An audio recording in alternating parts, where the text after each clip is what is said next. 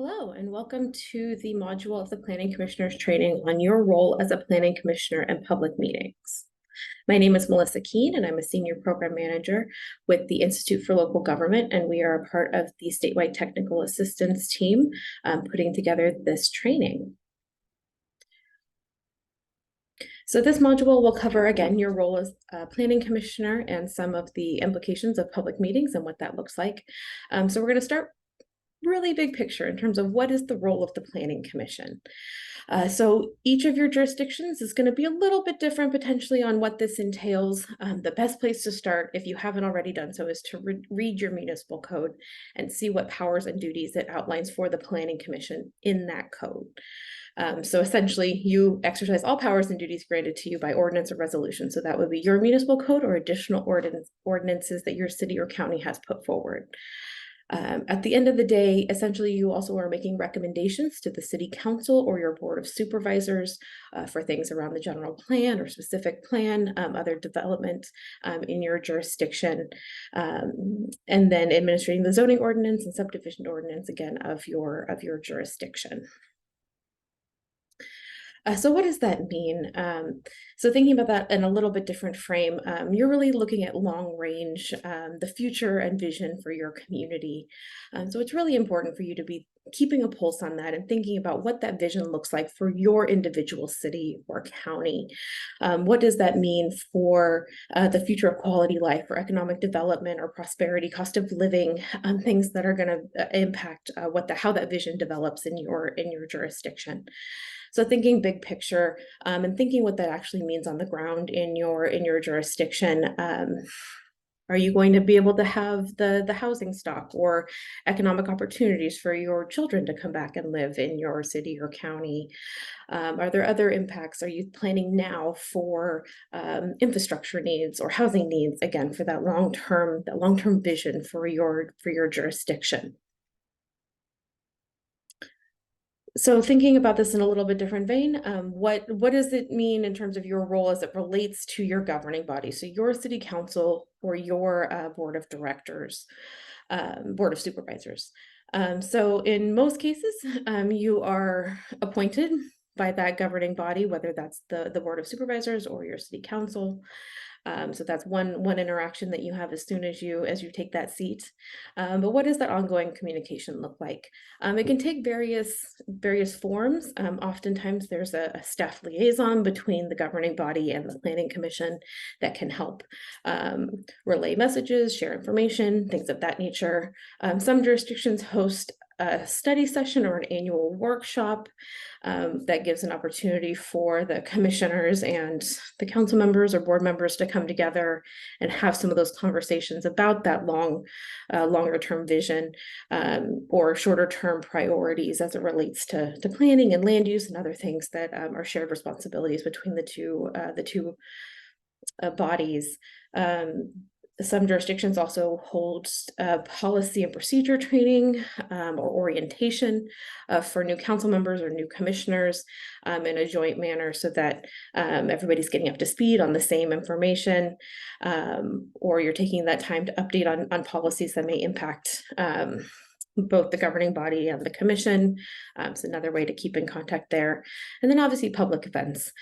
Both you as commissioners as well as your elected officials are public figures in your community and may be out at the same public events or community events. All of these things can be opportunities to exchange ideas and share thoughts and opinions, obviously in line with the Brown Act that we will talk about a little bit later in this module.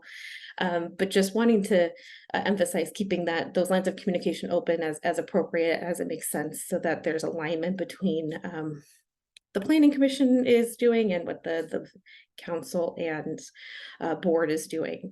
So again, going back to that consistency with the vision for your community and what your residents and community members are hoping to see. So in terms of staff, what does that relationship look like? So your staff, city or county staff will bring items before the commission when they're ready. They will take back your questions, changes, additions, suggestions, and then help with overall coordination of the commission, writing staff reports, making recommendations as it makes sense, and a number of things in that space. A few things to highlight here in terms of your role as a commissioner and how you work with your staff. I'm going to sound a little bit like a broken record in this module on this piece, but reading staff reports. So being prepared, making sure you've done your homework, asking those questions, all of those types of things to make sure that you have the information that you need to make those decisions at your commission meetings. As it makes sense and as it's appropriate, conducting site visits for proposed sites. Obviously, we are not suggesting that you trespass or go into private property, but if that is a public right-of-way, you're driving by the site, familiarizing yourself with that site. Again, if this is done in a concerted manner, so if your whole commission is going or a majority of your commission is going out to the site at one time, that would require noticing as a public meeting, since a quorum of the body will be in the same space looking at a proposed site. So that's something to keep in mind as you're thinking through that as a potential way to gather information about proposed developments. The next bullet, something we suggest is to avoid what we call gotcha questions on the dais. So your staff really wants to be a resource for you. They want to answer your questions. They want to get you all that information they need so that you can keep projects moving forward or plans moving forward. But the suggestion here is to give them a heads up, maybe reach out ahead of time, ask those questions as they come up, give them a little bit of time to do that research, get that answer for you. And again, to make sure you have all the information that you need. This is obviously not to say that you can't ask those questions on the dais and make sure that they're in the record and that your colleagues on the commission and the public also hear that question and that response. But just letting them make sure to have the time to get that information together before that question is asked is a good rule of thumb. Something else to just consider in that space is if you do have a question for the staff and it's a question that you need an answer to in order to make that decision, if you don't give them time to prepare and they don't have that information in front of them at the meeting, it can obviously delay the process if that's something that you really do need in order to make that decision or move forward with that project or plan. So overall, this can just lead to a better collaborative working relationship, a more respectful collegial working relationship between you as the commission and your agency staff. So thinking a little bit bigger in terms of you and the community or you and the public. So a couple of things to think about in terms of that communication. First is if you're talking with the community or you're talking with an applicant, the good rule of thumb there is to report it at your commission meetings or in another venue as needed. This isn't to say that every time you talk to a member of the community, you need to then make a public report about it at your commission meeting or in another venue, but just a way to think about sharing that information with your fellow commissioners. So say you've heard from a number of community members about a concern that they have or a project they'd really like to see move forward or whatever that might be, thinking about aggregating that data and sharing that back with the rest of the commission. So I've heard from 20 members of the community on X subject, and then you're just sharing that out as a data point with your fellow commissioners. In terms of the applicant, definitely a good idea to report that if you've had an interaction with them or if they've requested a meeting or anything like that, just to make sure, again, you're not having any due process concerns and you're making sure that everybody on the commission has that same information. The second bullet there is really, there's no right answer to that question, but making sure that your commission is all on the same page about who can communicate on behalf of the commission. So does that go to your chair? Do they have first right of refusal? Does anybody on the commission have the ability just to speak on behalf of the commission? So no right answer, but more a flag to make sure that you all are on the same page in terms of who can communicate on behalf of the commission. So obviously public meetings are a great way to interact with your community and something that you can always point them to in terms of sharing thoughts and opinions in that type of public venue. But outside of those commission meetings, there's obviously going to be other opportunities to engage with the community. Again, you're public figures, so you're going to be seen at events, and residents may come up to you and share their thoughts. Always good to again point them to those public venues to share their opinions or things like that. So whether that's a commission meeting, another public hearing that you're having, maybe a survey that's in the field, encouraging their input in the venues that are available to them to do so. It can also be a good opportunity to build relationships with local organizations, to think about how to encourage that they can help you encourage community members to provide input on proposals or things like that as they come forward. So thinking about this from a personal perspective, there is a personal responsibility component of this in terms of the role. You are going to be looked to as a representative of your city or county, of your agency. So something to keep in the back of your head is kind of that role model representative of your agency as you're out and about and participating in events, etc. Again, I told you I'd flagged this a couple of times, but being informed. So again, reading your agenda materials and packets ahead of meetings, being prepared, asking those questions so that you can evaluate the information and make that informed decision or recommendation. Just understand what's going on in your community, engaging with residents, hearing some of that feedback. The last bullet there, I would put a kind of an asterisk on there that kind of says as appropriate.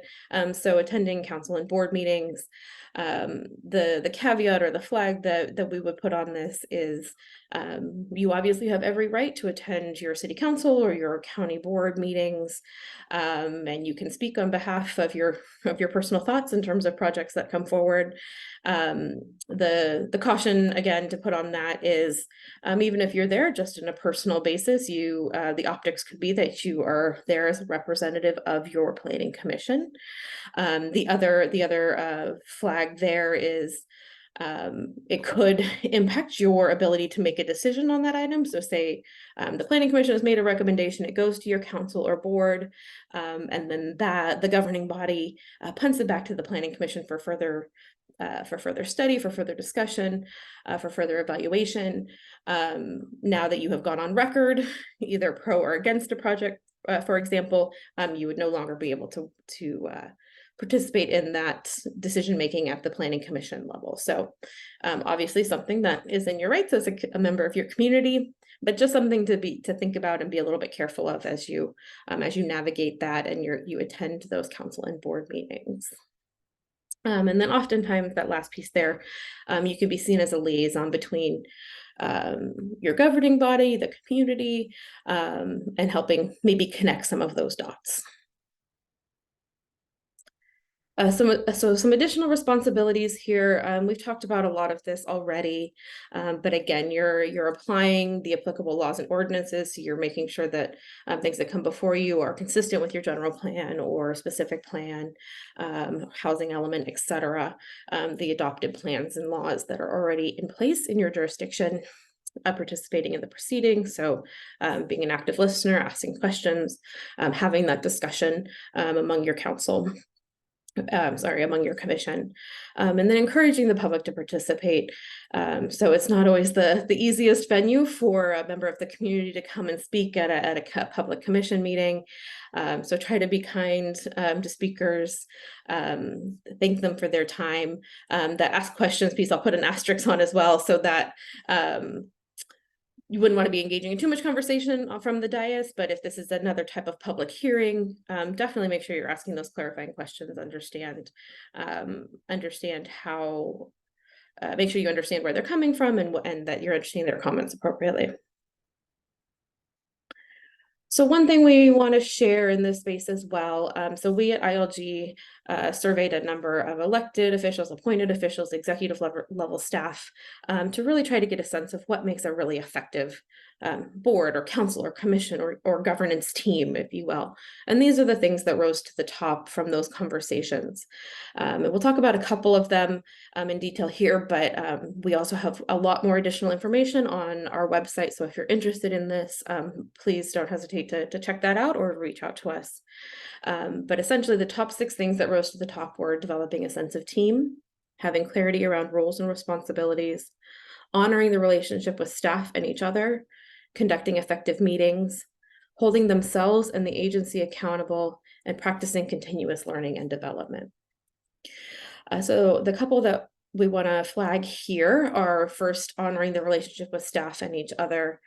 So the idea here is we would never expect for every decision that came out of a commission to be a unanimous decision. So whether that's 5-0, 7-0, however many are on your commission, but that there's a way that can be done in a respectful manner. So having the ability to respectfully disagree. Thinking about leaving it on the dais. So the debates you're having are about policy. They're the high level, those vision conversations, those policy conversations, not personal attacks or about personality. So you're thinking about modeling decorum and leadership by having that respectful tone and that respectful working relationship. Some commissions and councils and boards, we've seen us establish a set of behaviors in advance. These can be codified in a code of conduct or commission norms, civility policies. They take a number of different names and forms, but essentially it's a documented way that you all as a commission agree on how you want to show up and how you want to work with each other, and then potentially how you also, by extension, work with staff in the community and things of that nature. The other one to flag here is conducting effective meetings. So you also see that respect there at the top of this list, but a couple of things to build on there. So thinking about even your body language and your tone and the nonverbal cues on how you show up at public meetings and interact with your colleagues and your community and your staff. You're thinking about thoughtful dialogue and objective dialogue that is, again, keeping it at that policy level. I think this is the last time this comes up on the slides, but again, reading agenda packets, you're prepared and you have an open mind and are willing to make that decision on the dais, have that conversation. And then again, thinking about respect for varied opinions and others that will be speaking. So a few ethics and legal considerations to flag here. So open meeting laws, we're going to talk about in just a minute and how that applies to you all as commissioners, but a few other things to think about. So next on that list, you see conflicts of interest. So this is making sure that you are aware of the legal boundaries on that. And if you have real property interests or financial interests in decisions that you're making or your immediate family does. So making sure you're clear on what those points are where you would have to recuse yourself or step back from a decision. So that's one thing to make sure that you are clear on and make sure you're aware of as decisions come forward. In the social media space, there's a lot of gray area here in terms of case law, keeping up with the technology. And so it's just something to be careful of as you're posting on social media, as you're sharing or liking posts. There's definitely easy ways to inadvertently get into trouble in this space by accidentally creating multiple commissioners posting or commenting on the same post. So it's just a flag to be careful about what you post and what you share on social media, and make sure that you're trying to keep on top of as much as possible some of the evolving legal considerations in that space. In terms of ex parte conversations, that goes back a little bit to what we were talking about in terms of conversations with developers or applicants. The best advice I've heard in that space is, again, to report it if it comes up. So if you're approached, make sure that you do share that information with the with your staff, with your council, and with potentially the rest of the commission. So when in doubt, definitely consult with your agency council, your city attorney, your county council. They are going to be well versed in all of these conversations and these considerations for you, and want to make sure that you know the answers that you need. So I am not an attorney myself, but just want to flag some of these things that you want to think about as you do your duties in as a planning commissioner. So definitely would underscore that last point there, and just make sure that you keep open lines of communication with your council as needed. A few resources to share with you all. So planning commissioners are required to take the AB 1234 training. That's an ethics training that's required once you're appointed to your seat on the commission. We do have an online version of that training that you can access at that link. It's also provided at a number of the statewide conferences. So if you go to the Cal Cities Planning Commissioner Academy, or a number of others, is another way to make sure you get that training. And there's some other online versions as well. The Fair Political Practices Commission can also be a resource for you all. You're likely familiar with their enforcement division, but they also have a part of the commission that provides advice letters. There's a hotline that you can call. So they really want to make sure that they're helping you before there's any potential trouble. So if you have questions, they can be a really good resource for you to help get some answers as well. The League of California Cities also has a whole guide to the Brown Act called Open and Public.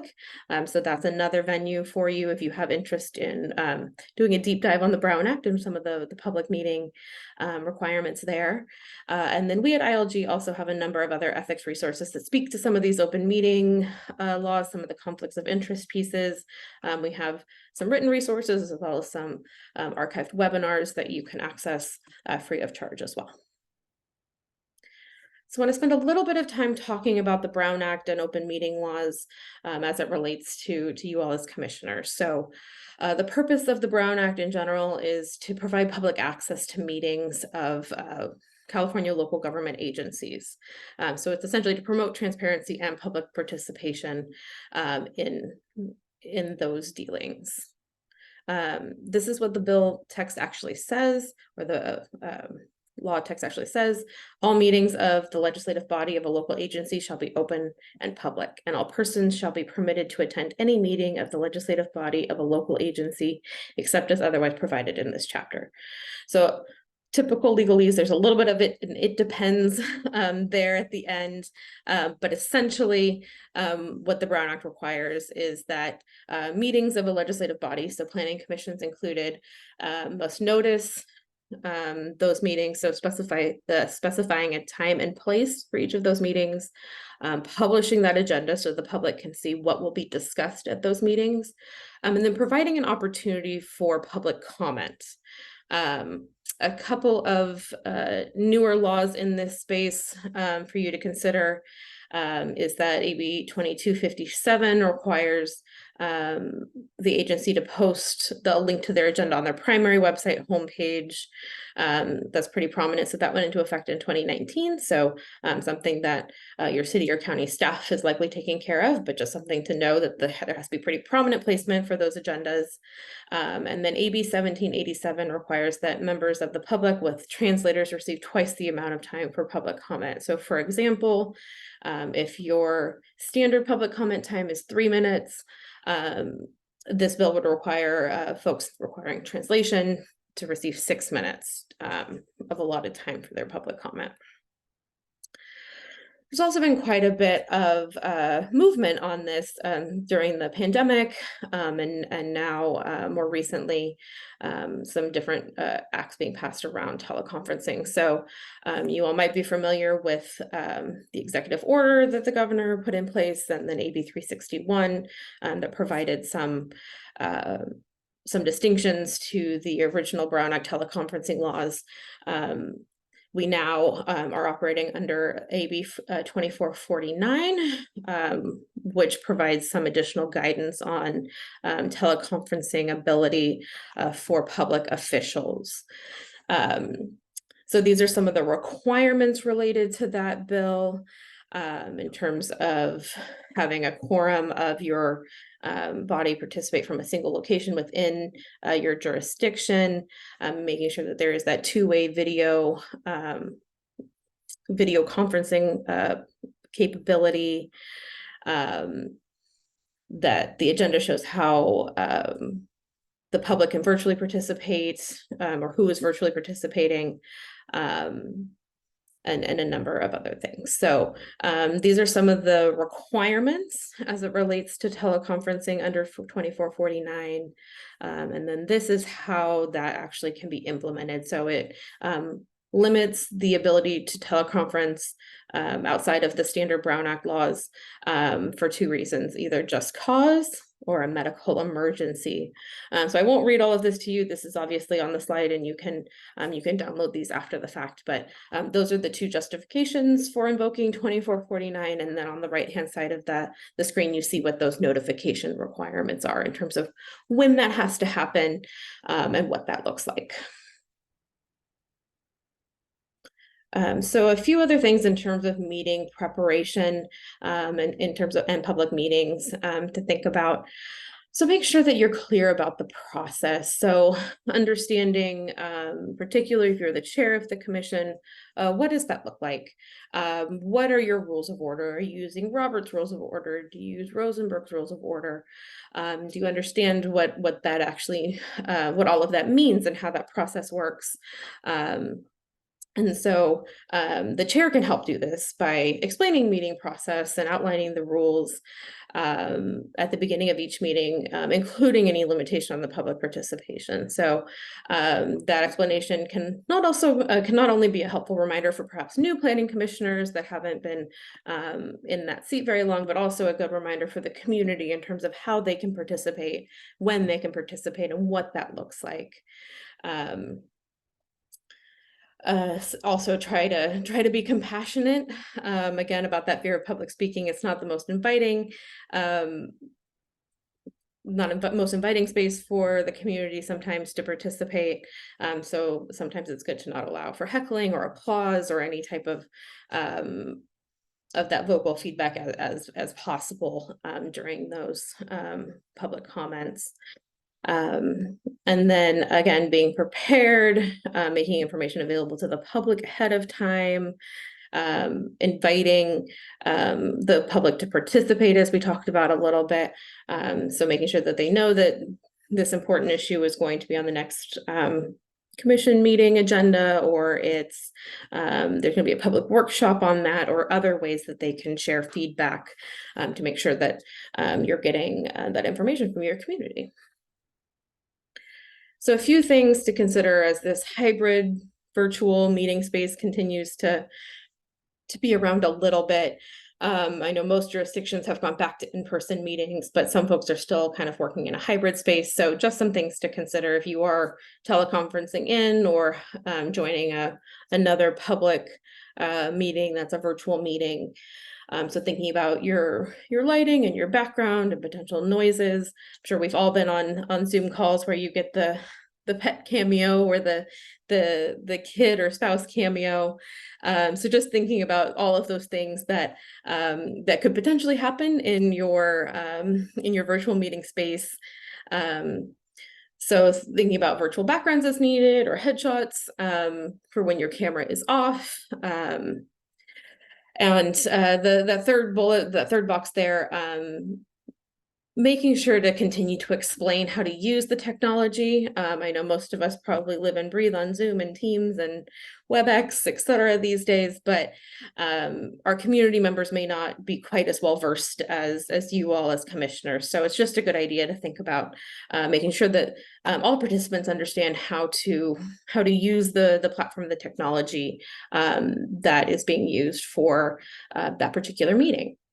You can consider scripting people with instructions on how to provide public comment or things like that. Thinking again, we talked a little bit about body language and tone, but just making sure that you're aware of all of those things and are trying to be cognizant of that. And then try to have simple presentations, simplify slide decks, have additional resources as needed, but just make sure that you're getting that information to the community in a way that they can understand. So a few things to consider in this space. I always try to think that my microphone and my video are always on, even if I think that I've turned them off. Don't want to get caught in that space. So trying to, mute yourself until you need to talk, mute all of your background noises as we just talked about. And again, just try to be patient and sympathetic and empathetic with your colleagues, with your community, with your staff as you're working through all of these decisions. So I want to close by sharing some additional resources with you all. First, the Planning Commissioner Handbook that goes along with this virtual training that we pulled together. So the handbook will cover all of the modules that we have for you in this training around CEQA, community engagement, housing laws, but it also does a deeper dive on some of the things that aren't specific modules in this training around financing and legal issues and things like that. So I encourage you all to check this out. It is a virtual first format, meaning it's all accessible on the website, but there are also PDFs that you can download and print if that is your preference. Here are a few additional resources put together by the TA team. So HCD has a housing planning hub site that has sample ordinances, that has other tools available to you all. That's available at that link. That we have a housing and public engagement toolkit. There's a statewide housing plan from the state. There's also a housing element video that can be used either during maybe an orientation process for new commissioners, or can be used for the public to explain what that process is and what a housing element is and why you all go through that process. Here are a few additional resources that are also related to these topics in case you're interested in doing a deeper dive on any of this. I just want to say thank you for joining this module and hope that you check out some of the other sessions around CEQA and housing laws and the planning framework and community engagement. Thank you.